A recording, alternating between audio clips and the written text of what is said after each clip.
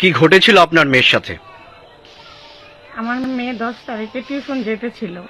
এই সকাল 7:30 8টা নাগাদ টিউশন যেতে ছিল। তো টিউশনে যাবে করে রাস্তায় দাঁড়িয়েছিল টোটো ধরার জন্য।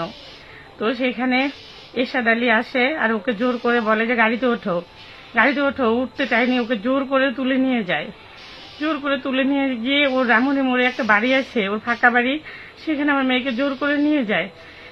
সেখানে আমার মেয়ের সাথে খুব অত্যাচার করে। ও সব ধরনের অত্যাচার করে, এমনকি আমার মেয়েকে তার মানে ও ধর্ষণ করে ওরা। তারপরেও আমার মেয়েকেও ছাড়েনি। ও আমার মেয়েকে হুমকি দেয়, ভয় দেখায়, এই করে সেই করে, গলা টেপে।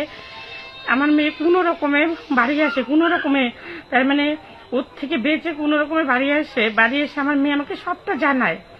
সবটা জানানোর পরে আমি বক্সিঘাট থানায় ওখানে তার মানে কেস করি। ওখানে তারপর তারা আসে, তারা এসে আমাদেরকে নিয়ে যায়। তারপরে ওখান থেকে